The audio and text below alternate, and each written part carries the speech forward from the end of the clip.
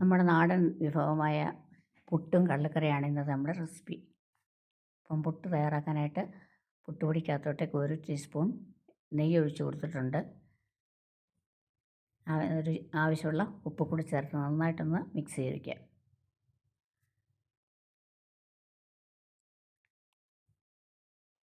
അത് നന്നായിട്ട് ഉപ്പും എണ്ണയും കൂടെ നെയ്യും കൂടെ മിക്സാക്കാം.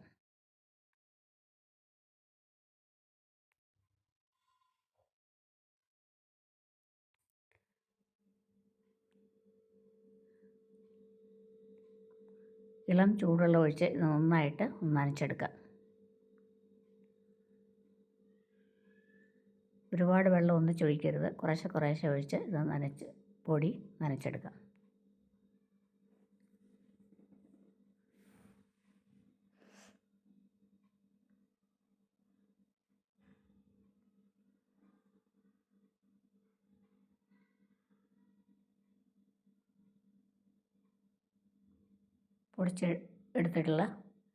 നനച്ചെടുത്ത പൊടി നമുക്കിതൊന്ന് മിക്സിയുടെ ജാറിലിട്ട് ഒന്ന് പൾസ് ചെയ്തെടുക്കാം. ഒരുപാട് അരയരുത്, ഒന്ന് തിരിഞ്ഞാൽ മതിയായിരിക്കും.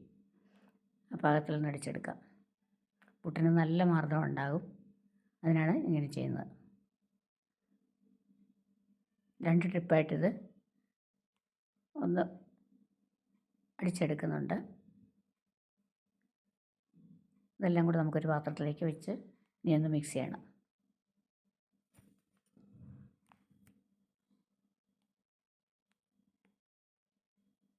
ഇതൊരു 10 മിനിറ്റ് ഇനി ഒന്ന് അടച്ച് മാറ്റി വയ്ക്കാം. ആ സമയത്ത് നമുക്കൊരു കറി തയ്യാറാക്കാം. ഒരു രാത്രി കുതിർത്ത് വെച്ചിരുന്ന വെള്ളക്കടലയാണ് എടുത്തിരിക്കുന്നത്. 1 കപ്പ് എടുത്തിട്ടുണ്ട്. അതിലേക്ക് ഒരു ചെറിയ കഷ്ണം ഇഞ്ചി ചെറുതായി ഒന്ന് അരിഞ്ഞ് ചേർക്കാം.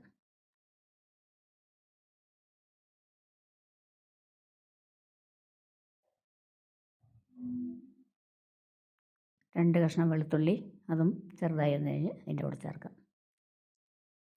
പലതരത്തിൽ കടലക്കറികൾ വെക്കാറുണ്ട്. ഞാൻ വയ്ക്കുന്ന രീതിയിലാണ് ഇതിപ്പം തയ്യാറാക്കുന്നത്. നല്ല ടേസ്റ്റാണ്. പിന്നെ കടല വേവാൻ ആവശ്യമുള്ള വെള്ളം കൂടെ ഒഴിച്ചു കൊടുക്കാം.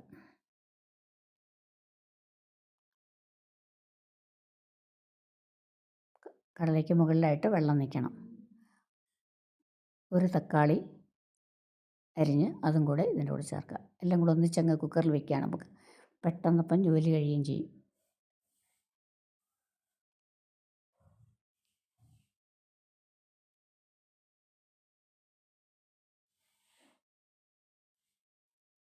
ഒരു സവാള എടുത്തിട്ടുണ്ട്, അതും ചെറുതായി അരിഞ്ഞ് അതിൻ്റെ കൂടെ ചേർക്കാം.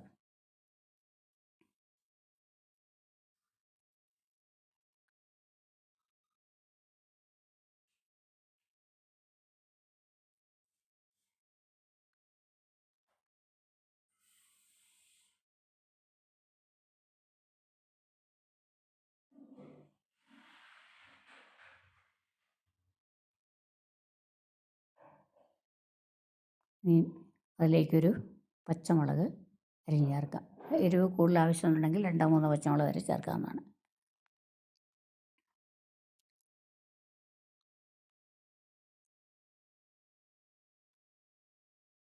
കാൽ ടീസ്പൂൺ മഞ്ഞൾപ്പൊടി,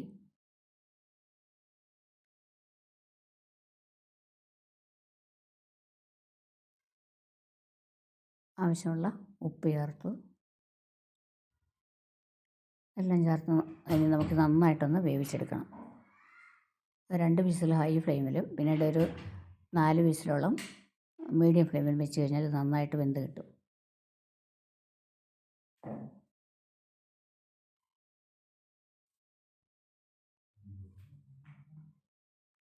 കടലയൊക്കെ നന്നായിട്ട് വെന്ത് വന്നിട്ടുണ്ട്. ഇനി നമുക്കിതിൽ നിന്ന് കുറച്ചെടുത്ത് ഒന്ന് അരച്ച് ചേർക്കാം. കറിക്ക് നല്ല കൊഴുപ്പ് കിട്ടും. തണുത്തതിന് ശേഷം അത് ഒരു മിക്സിയുടെ ജാറിലേക്ക് മാറ്റിയിട്ടുണ്ട്. അതിലേക്ക് 1 കൈപ്പിടി തേങ്ങയും കൂടെ ചേർത്ത് കൊടുക്കാം. കുറച്ച് വെള്ളം ഒഴിച്ച് ഇത് നന്നായിട്ടൊന്ന് പേസ്റ്റാക്കി എടുക്കാം.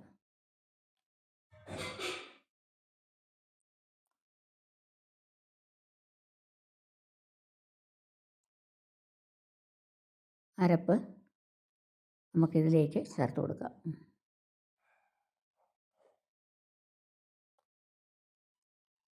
മസാല ഇഷ്ടമുള്ളവർക്ക് ഇതിൻ്റെ കൂടെ ഗരം മസാലയും കൂടെ ചേർക്കാം.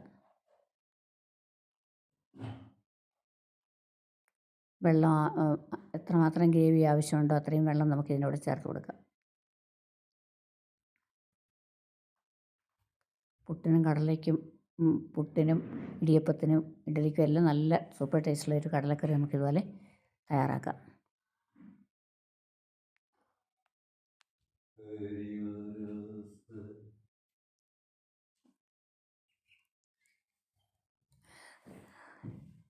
ഇതിന് നന്നായിട്ട് തിളച്ച് വരണം.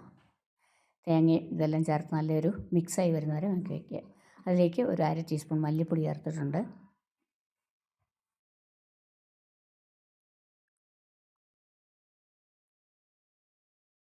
മുളക് പൊടി 1/2 ടീസ്പൂൺ, ഒരു പച്ചമുളക് ചേർത്തിട്ടുള്ളത് അതുകൊണ്ട് 1/2 ടീസ്പൂൺ മുളക് പൊടി കൂടെ ചേർത്ത് കൊടുത്തിട്ടുണ്ട്. നന്നായിട്ട് തിളച്ച് വരാൻ വയ്ക്കാം. 2-3 മിനിറ്റ് ഉപ്പൊക്കെ പാകമാണെന്ന് നോക്കാം.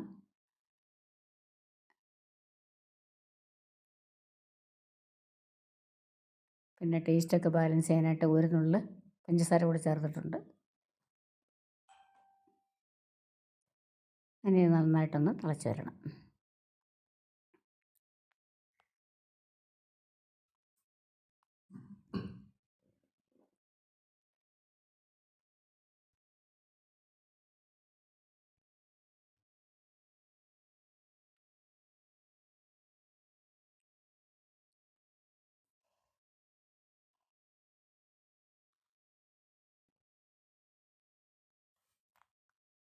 കടലക്കറി നന്നായിട്ട് തിളച്ച് വന്നിട്ടുണ്ട്.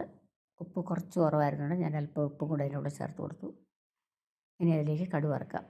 ചുവന്നുള്ളി ചെറുതായി അരിഞ്ഞത്, കടുക്, മുളക്, കറിവേപ്പില ഇത്രയും ചേർത്ത് നന്നായിട്ട് വഴറ്റി കറിയിലേക്ക് ചേർത്ത് കൊടുക്കാം. ചേർത്തതിന് ശേഷം ഒന്ന് അടച്ച് വയ്ക്കുക. ഒരു 4-5 മിനിറ്റ് കഴിഞ്ഞ ശേഷം മാത്രം ഒന്ന് ഇളക്കി കൊടുക്കുക. അപ്പോൾ നല്ല കടുക് വറുത്തതൊക്കെ രുചിയായിട്ട് നമുക്ക് കിട്ടും. അതിന് ശേഷം സെർവ് ചെയ്യാവുന്നതാണ്. നമുക്ക് പുട്ട് തയ്യാറാക്കാൻ തുടങ്ങാം. പുട്ട് കുറ്റിക്കകത്തേക്ക് സാധാരണ ചെയ്യുന്ന പോലെ തന്നെ കുറച്ച് തേങ്ങ ഇട്ട് കൊടുക്കാം. അതിന് ശേഷം നനച്ച് വെച്ചിരിക്കുന്ന പുട്ട് പൊടി ചേർക്കാം. മുകളിലും കുറച്ച് തേങ്ങ ഇട്ട് കൊടുക്കണം. ഇത് പ്രസ് ചെയ്യരുത്.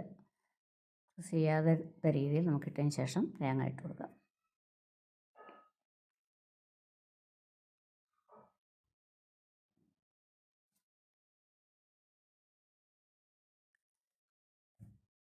ഒരു കുക്കറിൽ വെള്ളം വെച്ചിട്ടുണ്ടായിരുന്നു, അതിന് മുകളിലേക്ക് വെച്ച് കൊടുക്കുക. ഇത് ആവി വന്നതിന് ശേഷം ഒരു 10 മിനിറ്റ് മീഡിയം ഫ്ലെയിമിലിരുന്ന് നമ്മുടെ പുട്ട് തയ്യാറാകും.